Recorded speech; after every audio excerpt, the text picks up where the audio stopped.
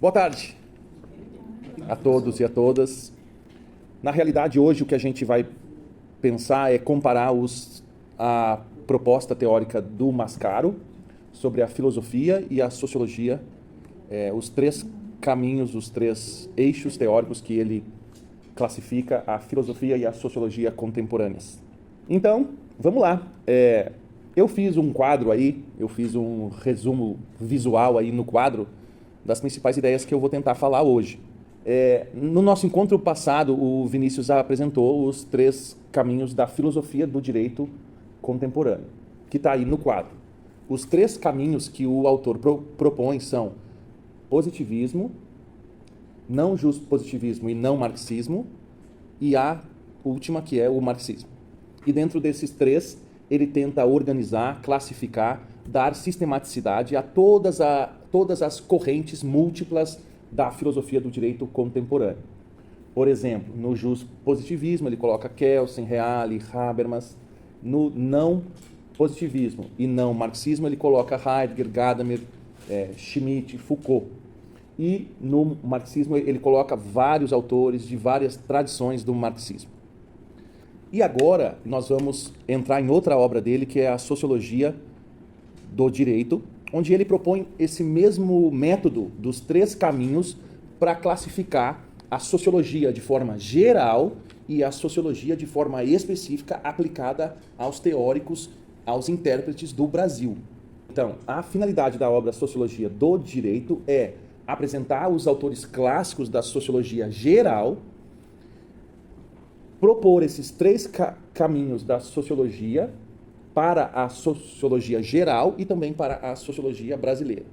E ele faz essa proposta para a sociologia remetendo ao que ele já tinha feito antes na filosofia contemporânea. É com base nisso que nós vamos aprofundar agora essa proposta dele de aplicação do método dos três caminhos na sociologia geral. E no nosso próximo encontro nós vamos ver como esses três caminhos são aplicados no entendimento da sociologia brasileira. Sim, a mesma justificativa que ele tinha usado na filosofia, ele usa aqui também, que a história da filosofia e da sociologia antes da contemporaneidade, ela é linear, ela é temporal, ela tem uma continuidade. Ao contrário da contemporaneidade, onde várias correntes surgem ao mesmo tempo. Nas ciências humanas e nas humanidades, nas ciências humanas, onde entra ciências sociais, ciência política, direito, economia, administração, e nas humanidades enquanto filosofia, nessas duas áreas, na contemporaneidade, várias correntes surgem de forma concomitante, ao mesmo tempo. Isso entra naquilo que a gente falou no nosso encontro passado do século XX. O século XX foi uma bagunça. Bagunça no sentido de destruição de todos os valores da modernidade. Então, se nós estamos destruindo os valores da modernidade, nós já não estamos mais na modernidade. Por isso que eu tinha te falado no nosso encontro passado da pós-modernidade, que é uma época de crise, é uma época de transição, onde todos os ideais, valores e propostas liberais do racionalismo, do humanismo, entram em crise. Por isso que diante desse caos de correntes e de pensadores e de métodos, ele propõe uma classificação que dê organização, sistematicidade e generalidade. Mas lembrem o que o Vinícius falou no encontro passado. Isso tem um preço. O preço é menos valorização do filósofo enquanto indivíduo e mais valorização da classificação. O que ele diz é que com a classificação fica mais fácil a gente entender a contemporaneidade. E nesse ponto ele está certo. A gente compreende melhor os livros que nos propõem classificações, mesmo que elas sejam limitadas. Uma classificação nunca vai ser algo mais do que uma simples classificação, onde é feita uma seleção do que fica dentro e do que fica fora.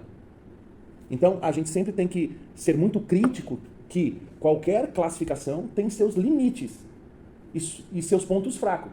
Mas tem força também, e a força da classificação da proposta do Mascaro é facilitar a nossa compreensão, o nosso entendimento dessa diversidade, dessa multiplicidade, dessa fragmentação teórica, filosófica e sociológica na contemporaneidade.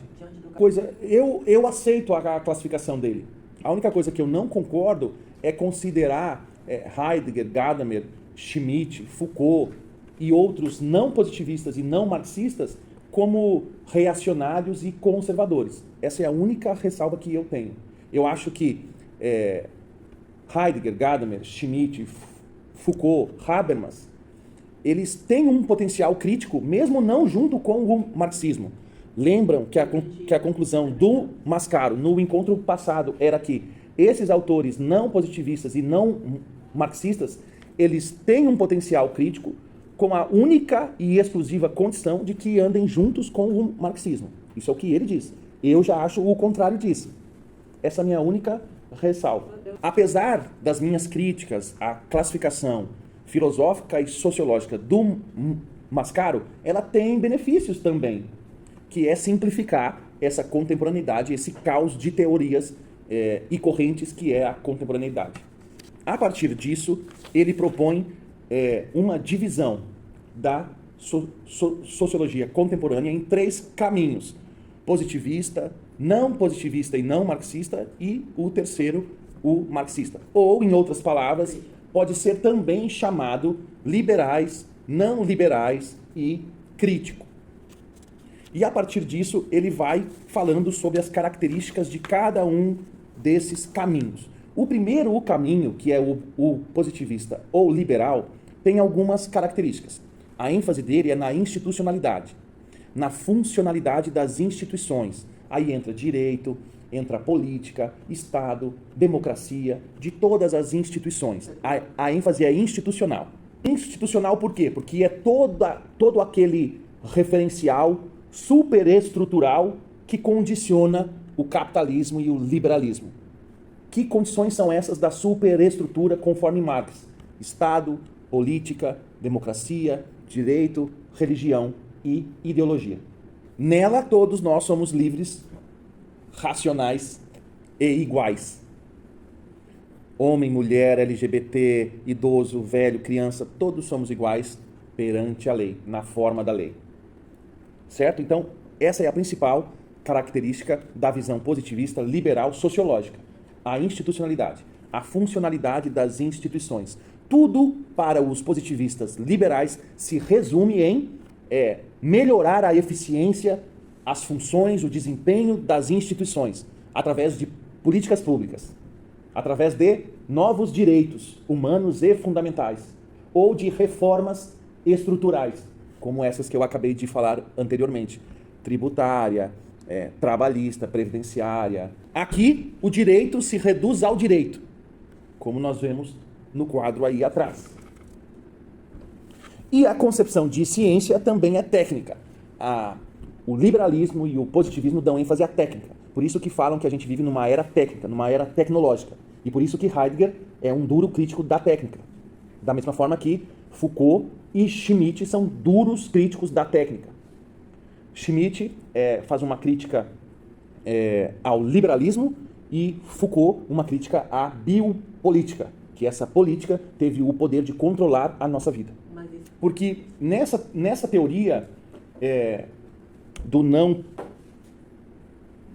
positivismo e do não marxismo, há 2 concepções, né? Uma, digamos assim, negativa e a outra positiva. Por exemplo, o próprio autor, ele diz que nesse caminho do não positivismo e do não marxismo, há uma visão positiva e negativa.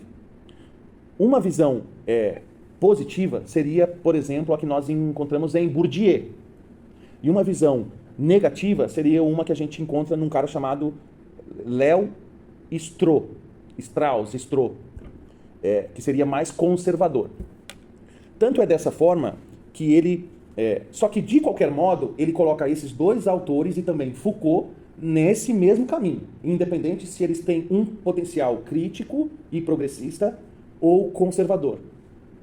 Mas veja, potencial crítico junto com o marxismo, conforme nós vimos no encontro passado.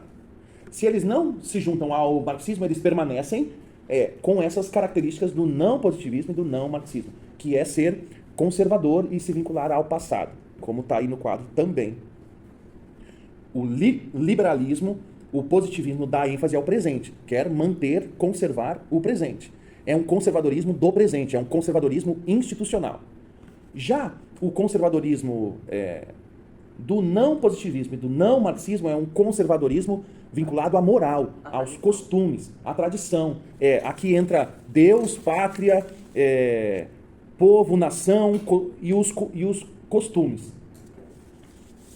Ok, tá, mas se o liberal dá ênfase à institucionalidade, o não positivista, o não liberal dá ênfase à vontade, ao poder, que vai muito além da institucionalidade e do direito. Por isso esse desenhozinho aí do poder estando acima do direito, mandando no direito. Por exemplo, se você pegar Léo Strauss, sim, é num sentido conservador. Se você pegar Bourdieu, Foucault, é num sentido de transformar essas práticas. Por exemplo, pega a sociologia das práticas de Bourdieu, que ele fala do campo, ele fala do hábitos. Isso tudo é num sentido de denúncia do poder, mas de transformação dele. Por isso que o Mascaro fala que ele pode ter um sentido progressista. Isso seria mais um argumento para falar que essa classificação do Mascaro está incorreta. Porque, no meu ponto de vista, Bourdieu, Foucault, tem potencial crítico e progressista e transformador e de mudança. Já o crítico, conforme o que nós já vimos de Marx, de Engels, eles dão ênfase ao capital. O liberal dá ênfase à institucionalidade, o não liberal dá ênfase à vontade, ao poder, e o crítico dá ênfase ao capital e toda a sua conjuntura de superestrutura, infraestrutura, de dominação, exploração, produção, circulação, acumulação, classes, propriedade privada, etc. Para exemplificar esses três caminhos, ele dá um exemplo, que é o das eleições. E eu achei muito interessante esse exemplo, porque um mesmo tema, ele pode ser visto de diferentes formas a partir desses três caminhos, né? Por exemplo, analisar as eleições numa perspectiva positivista, liberal, vai dar ênfase aos partidos, à representação, à democracia representativa, e etc. À transição de poder, enfim, aos aspectos jurídicos, políticos e institucionais. Vai dar ênfase ao republicanismo, e etc. Se a gente vai para o aspecto do poder, que é das teorias não liberais, não positivistas, não marxistas, a ênfase vai ser na nacionalidade, na harmonia, na nação, na coesão, nos grupos sociais que dão condições das eleições ocorrerem.